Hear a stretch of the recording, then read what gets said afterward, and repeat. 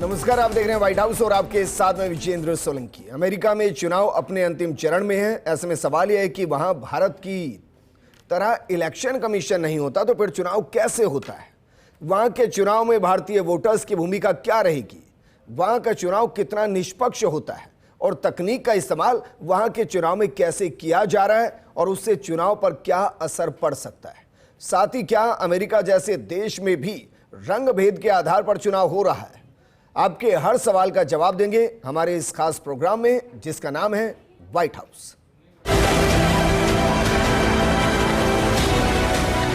America के चुनाव पर बात करने के लिए, वहां की सियासत को समझाने के लिए और अभी तक क्या कुछ घट रहा है और क्या घट सकता है, वॉशिंगटन से हमारे साथ जुड़े हमारे फॉरेन कॉरेस्पोंडेंट अविनाश कल्ला जी। अविनाश जी, गुड मॉर्निंग।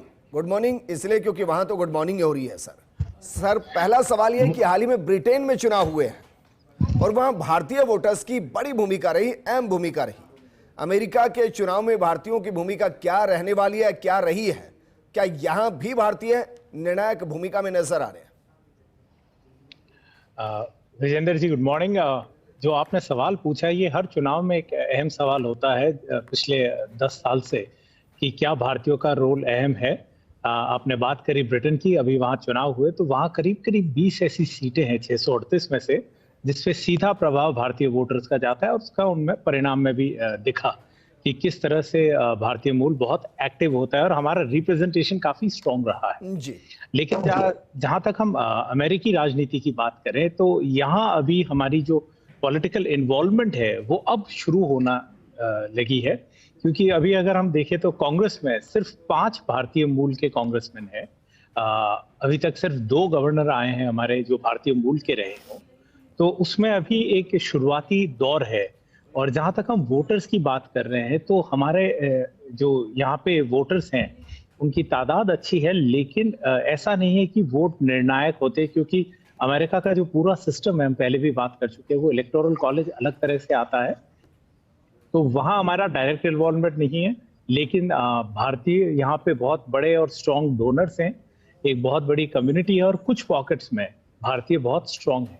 ठीक, तो ये हमारा रोल है। बट हाँ, अभी पिछले अगर हम देखें तो 10 सालों में करीब 40 से ज्यादा लेजिस्लेटर्स आ गए हैं और 5 कांग्रेसमैन अभी जो है 4 पुरुष और 1 महिला भारतीय ओरिजिन के हैं। ठीक है सर, लेकिन भारत और अमेरिका में कुछ समानताएं हैं तो कुछ बहुत अलग तरीके से विषमताएं भी हैं। जैसे भारत में इलेक्शन कमीशन चुनाव कराता है, अमेरिका में ऐसा नहीं है। तो फिर वहां का चुनाव कैसे होता है? आपने तो नजदीक से देखा है, हर राज्य में अलग से चुनाव होता है, तो निष्पक्षता के पैमाने क्या होते हैं? क्योंकि एक इंटरेस्टिंग चीज है कि हमारे यहाँ जो चुनाव हार जाता है वो ईवीएम को कोसने लगता है, इलेक्शन कमीशन को कोसने लगता है। वहां ये सब होता है? नहीं, देखिए 226 सालों में तो बहुत ज्यादा इसमें अपवाद नहीं रहे हैं। यहाँ की चुनावी प्रक्रिया बिल्कुल ही भिन्न रहती है। आपने सही कहा, यहाँ कोई सेंट्रलाइज बॉडी नहीं होती और यहाँ पे जो हर स्टेट है वो अपने आप में एक कंप्लीट इंडिविजुअल आइडेंटिटी होती है, एंटिटी होती है और उसी पे निर्णायक क्षमता रहती है। तो हर स्टेट में उनकी खुद की एक इलेक्शन बॉडी बनाते हैं वो, जो रूल्स बनाती है करीब 8 से 9 महीने पहले कि इस बार चुनाव किस तरह कराए जाएंगे। तो उस बॉडी में हर पार्टी, हर समुदायों के लोगों का रिप्रेजेंटेशन होता है और इंडिपेंडेंट ऑब्जर्वर्स जाते हैं। तो आप देखिए कुछ जगहों पे जैसे आपने ईवीएम की बात करी, तो अभी भी अमेरिका में ज्यादातर वोट जो हैं वो पेपर बैलेट्स होते हैं और लोग जाते हैं, क्यू अप करते हैं। कोविड के बाद से यहाँ पे मेल बैलेट्स का प्रचलन बढ़ गया है। पिछली बार तो करीब करीब सारा इलेक्शन ही पोस्टल बैलेट से हुआ था, करीब करीब 60% से ज्यादा। लेकिन लोग यहाँ पे अभी भी जाके अपना वोट कास्ट करना प्रेफर करते हैं। कुछ राज्य है जैसे कि नेवाडा, अगर मैं उदाहरण के तौर पे लूं, तो वहां पे मिक्स प्रोसेस है। वहां पे आप चाहे तो मशीन पे भी वोट कर सकते हैं और आप चाहे तो पेपर बैलेट भी दे सकते हैं।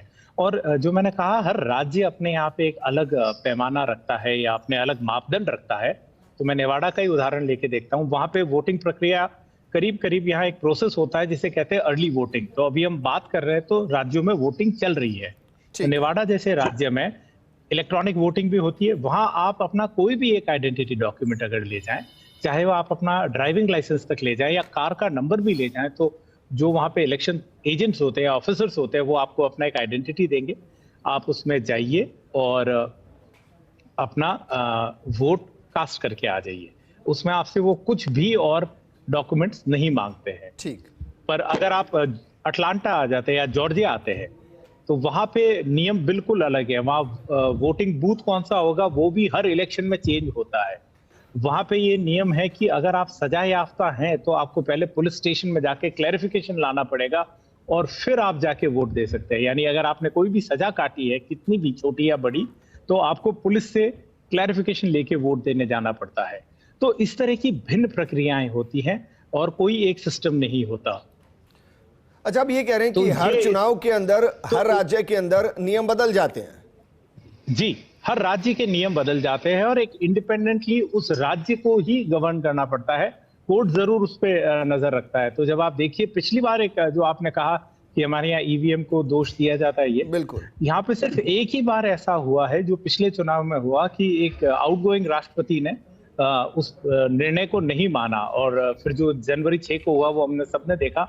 डोनाल्ड ट्रंप आज भी नहीं मानते हैं कि वो पिछला चुनाव हार गए थे। उन्होंने कहा वो मुझसे चुनाव छीना गया था। यही उनकी चुनावी पिच भी है। ठीक। लेकिन यहाँ पे सत्ता का जो ट्रांसफर होता है वो अमूमन पिछले चुनाव का अपवाद हटा दे तो पीसफुल रहता है। और अगर कोई बहुत बड़ा कॉन्टेस्ट भी हो जाता है, जैसे अल गोर और जॉर्ज बुश जूनियर में जब हुआ था, तो जिस स्टेट में वो अपवाद होता है वहां का सुप्रीम कोर्ट जो कहते हैं वो फाइनल है।